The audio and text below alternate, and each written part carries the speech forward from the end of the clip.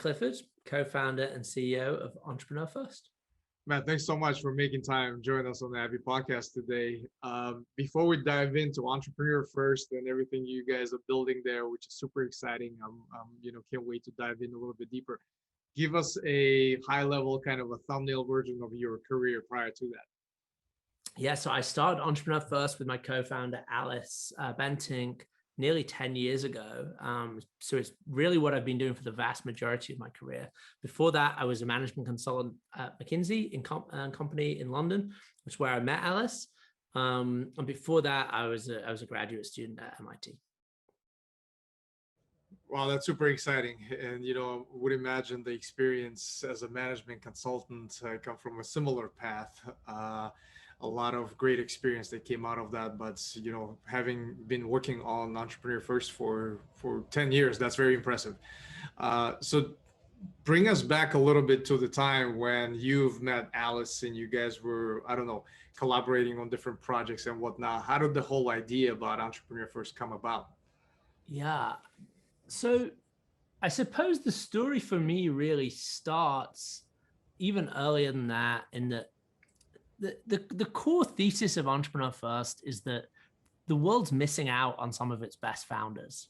And what we mean by that is that there are many people who would be good entrepreneurs who find themselves pulled into other career paths and then never get back out of them into starting companies. And so, everything we do is about trying to make entrepreneurship the number one career choice for ambitious people. And so when I look at my own career, in a way, and I think Alice would say the same, what we're building for ourselves as we were in the, how did I end up becoming a management consultant? Honestly, it's quite hard to say. I remember as a teenager, I was fascinated by technology. I didn't want to get a Saturday job. So I, ended up sort of learning to code and like building websites for money and fixing my parents' friends' computers. But it never occurred to me sort of in the late 90s, early 2000s in the UK that I could or should have a career in technology entrepreneurship. No one was talking about that. It wasn't an option. So, when I applied to university and, in the UK, you have to declare a major, before you apply, I was like, well, I'm going to do history. And it didn't occur to me that would not be necessarily the best preparation for a career in technology. And then when I got to university, I did my undergrad at Cambridge University in the UK, and I graduated just before the financial crisis. And at the time, the joke at Cambridge was kind of like, when you're picking your post-university career, you can be a banker, you can be a management consultant, or you can be a failure. What do you want to be?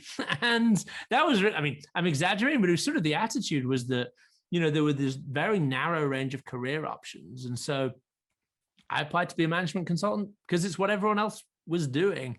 And so when we found ourselves at McKinsey, which I have to say was a great experience, the people were great, the work was interesting. So much of, what I use today are things I learned at McKinsey. But nevertheless, it did feel to me like it's weird that this place is full of people who say that they want to ultimately be doing something else. They want to be founders. They want to be, entrepreneurs. And so what we got thinking about was, what would an institution look like? A new kind of institution that would attract the kind of ambitious, competitive, driven individuals that get pulled into financial services, professional services, corporate career paths, but instead pull them into entrepreneurship. And that was the seed, that was the starting point for Entrepreneur First back then. Lots has changed from the original sort of, way we got started, but that thesis actually is pretty much 10 years on exactly what we do today. Wow, that's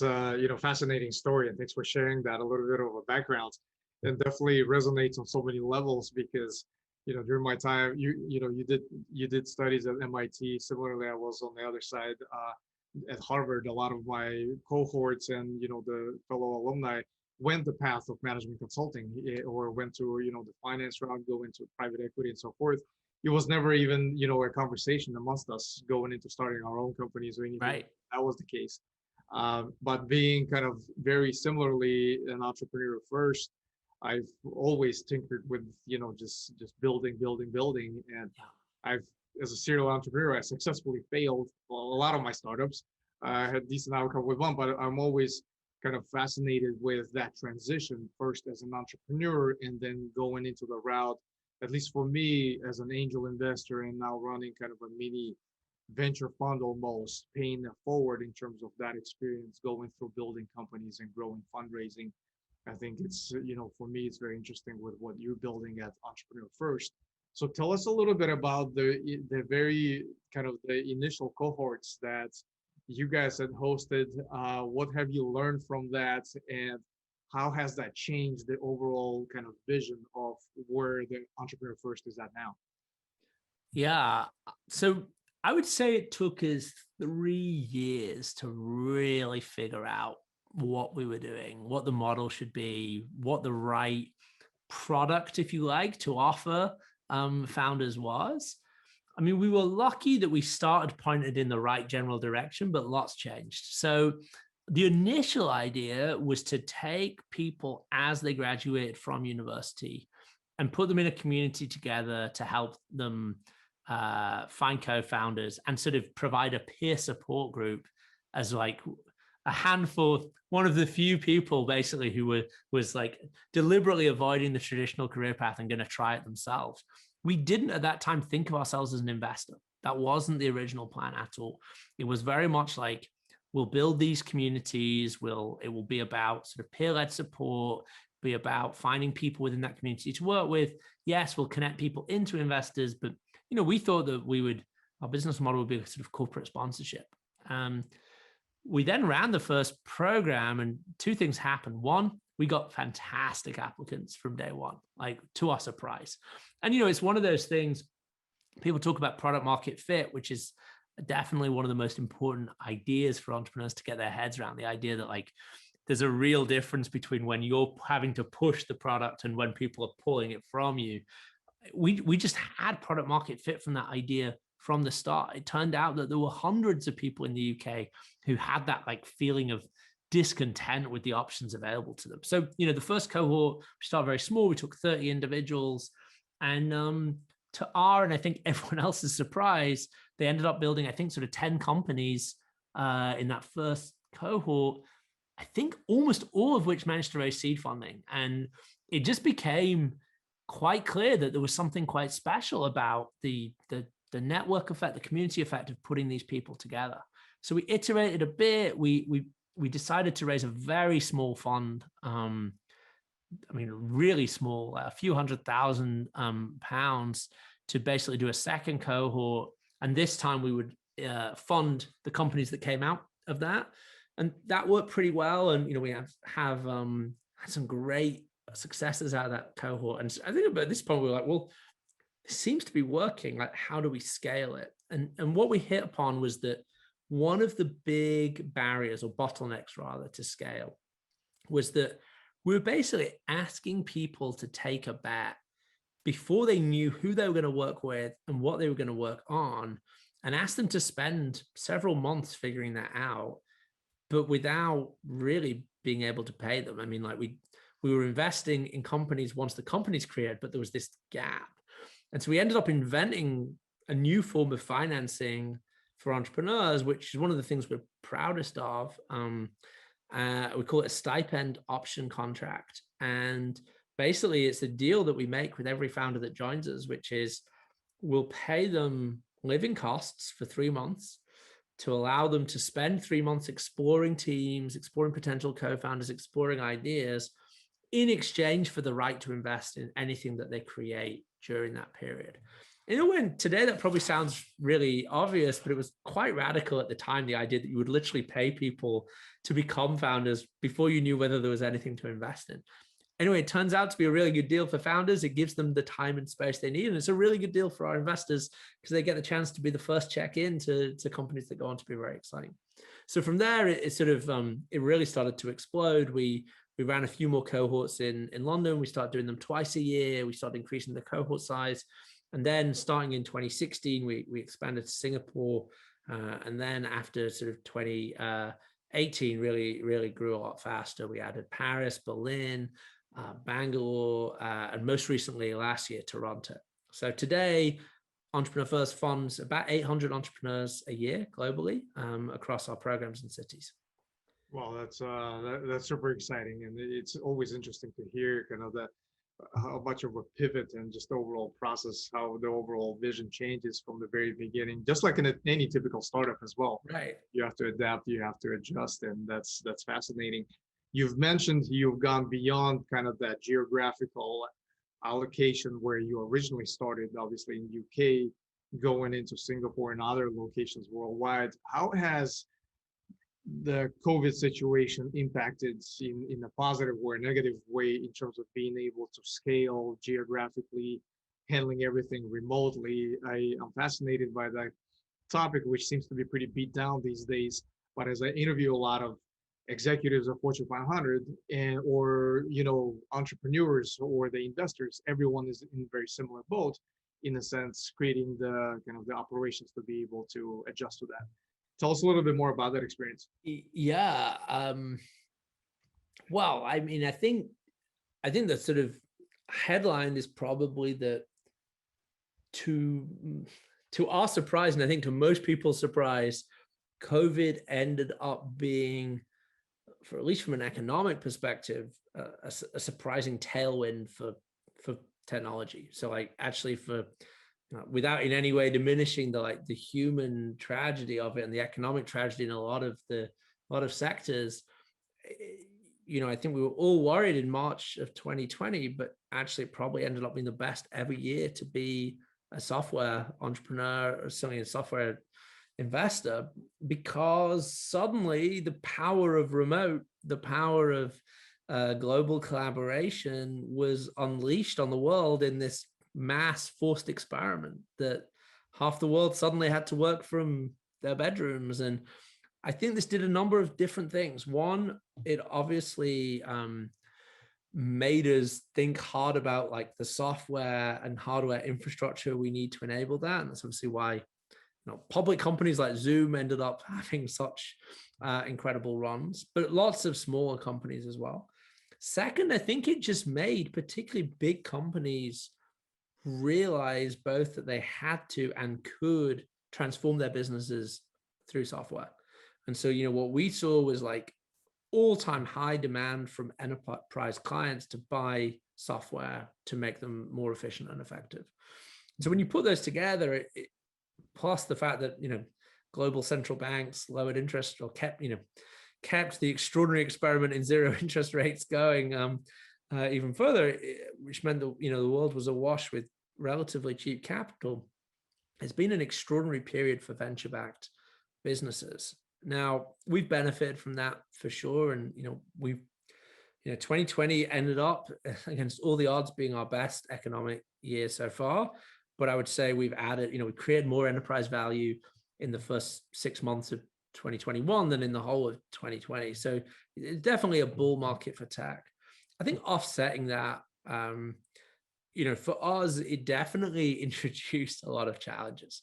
So the Entrepreneur First program is primarily about finding a co-founder. And that's primarily an activity that we have done in person, in a single building in each city, lots of people in a room, meeting, chatting, talking, brainstorming, like going off in a little meeting rooms.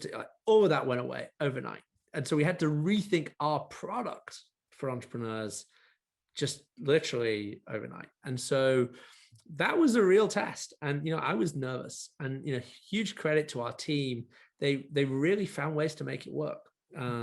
Ways to use software, to use, Zoom to help people find and experiment with co-founders online. Now, I would be lying if I said we decided we never want to go back. It all works online. Actually, we're really thrilled to be able to do some of this in person again now.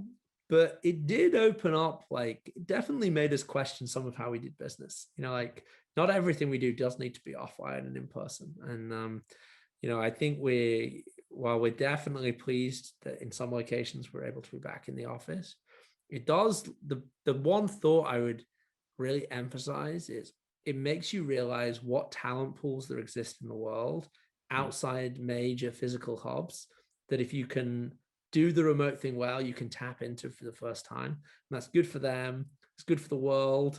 It's good for the companies that are able to do it. And I think it's fantastic for innovation. So it's been a mixed year, but overall, I think it has demonstrated both the power and potential of technology. Right, right, right. No, that's definitely a fascinating space, especially how going into the next period to see how things play out. Yeah. So, you briefly mentioned, an opportunity to discover an untapped talent in terms of founders in, different markets. What has been the most surprising location-wise discovery for you when it comes to, finding those very unique set of founders outside of the obvious, large markets? What have you seen come out of this exercise or this period where you're like, oh wow, I've completely overlooked this area? Because, and I'll give you an example. I'm originally from Kazakhstan. I was born there, but I lived in the US, a lot of most of my life. And, through the investments that I've been making lately have been Kazakhstan and also Lithuania, because of the high condensation of, very unique technology talent. Yeah. So those have been like mind blowing to me in terms of the discovery. So curious to get your take on some of your discoveries lately. Yeah. Well, I think I would put the most interesting things under the category of surprising concentrations of talent. And what I mean by that is, I think sometimes it's very tempting, particularly if you sit, like in London or New York or somewhere that is relatively low friction to go in and out. It's sort of easy to think of the world as flat and therefore, everyone is where you expect them to be. And, all these clusters, kind of just aggregate all the talent. And I think what's interesting is actually where the world is inefficient and surprising. And so you get these unusual clusters. And one of the ones that I always think about, and it's been just an incredibly rich seam of talent for EF, is we have ended up funding an extraordinarily high proportion of Iranians in Singapore, which sounds so weird. Like there are only, I think, this is slightly old data, but as far as I know, there's about 200 Iranians in Singapore. We have funded about 30 of them. And the reason is that for one of these reasons that's kind of fascinating around talent aggregation. So Singapore is home to two world-class universities, NUS and NTU. And, they're both like global top 20 universities.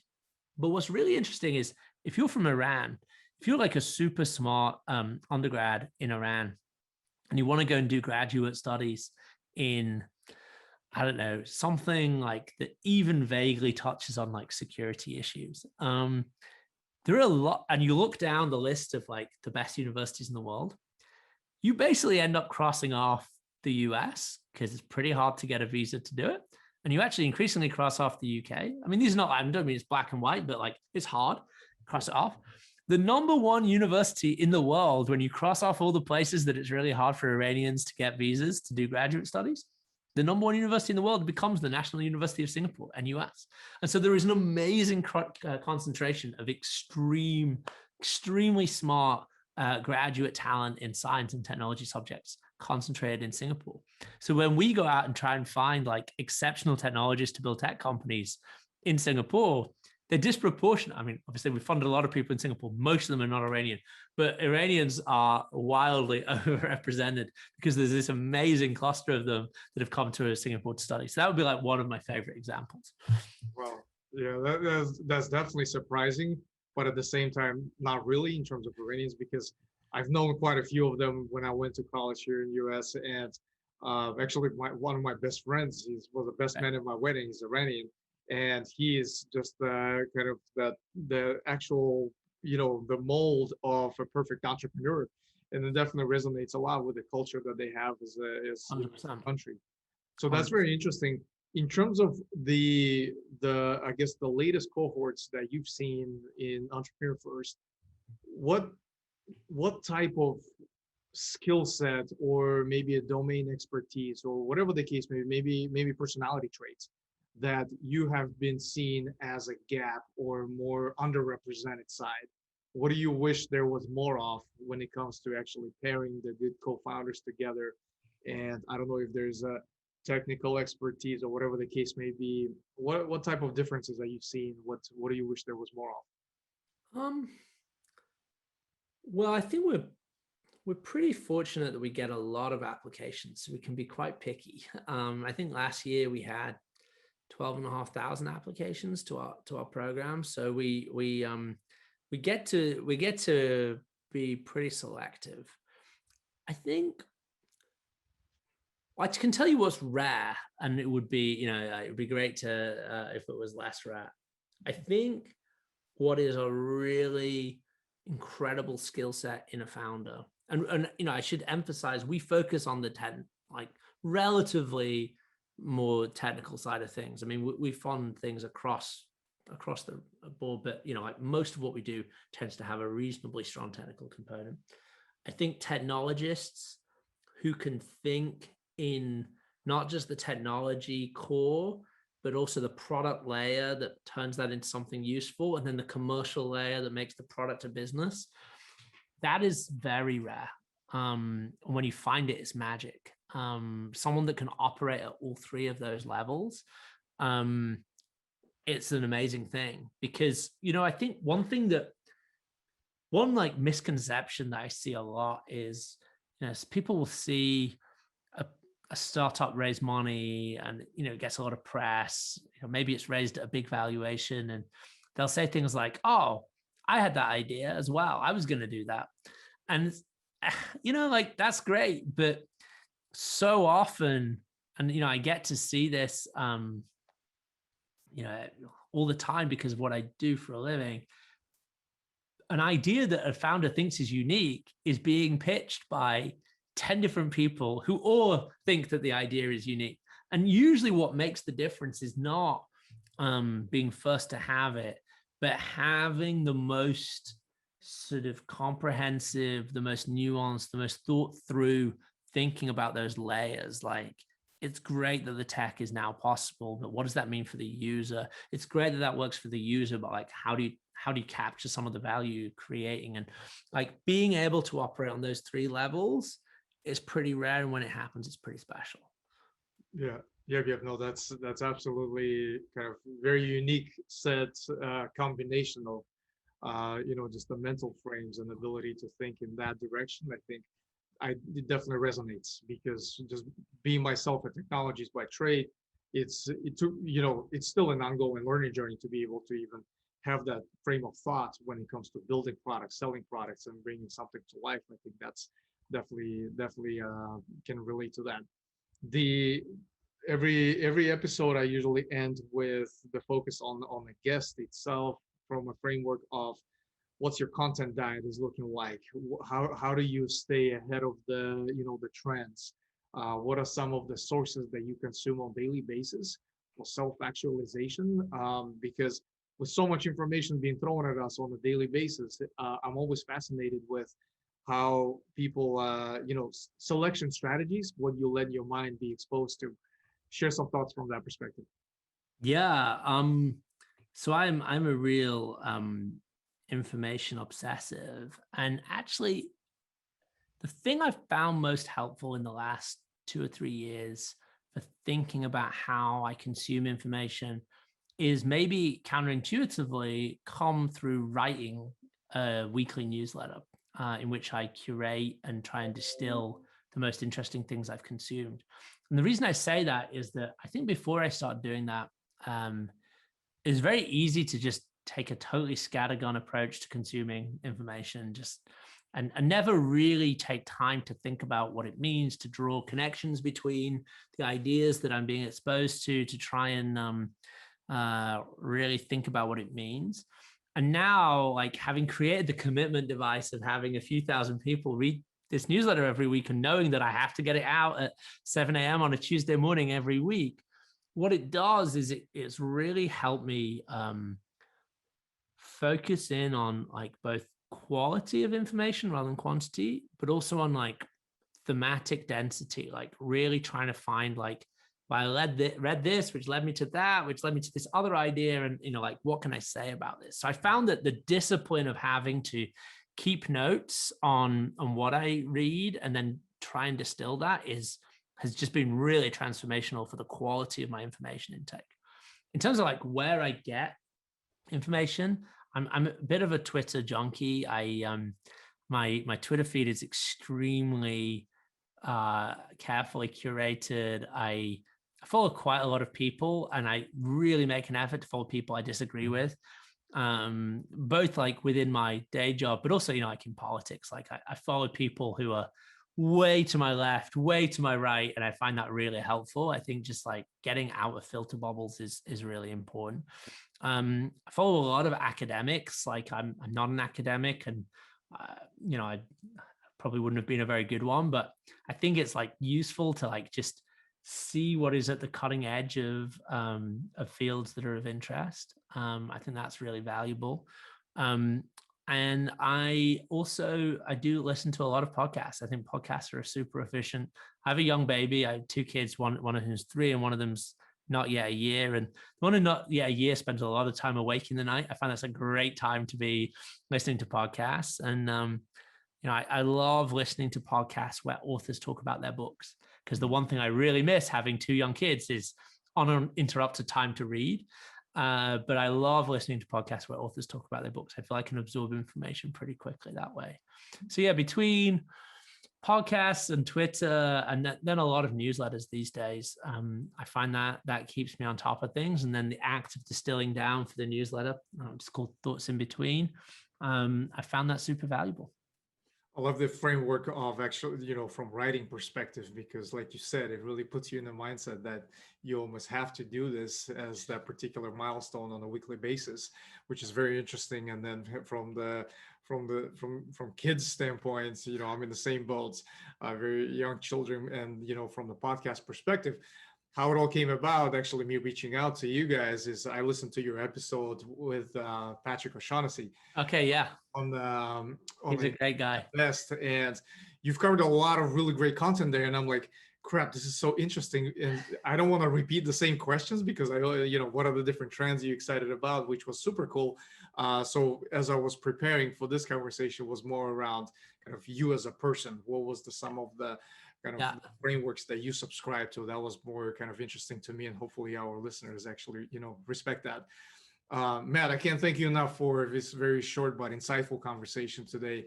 What I love doing with all the guests is do a follow-up episode in about a year where we revisit the conversation from a year ago, see how much have changed, transpired, and basically see, what are some of the things that still make sense. So I'm definitely looking forward to doing that. I look forward to that. That'd be great fun. Awesome. Matt, thank you so much for your time. I really appreciate it. Thanks so much for having me.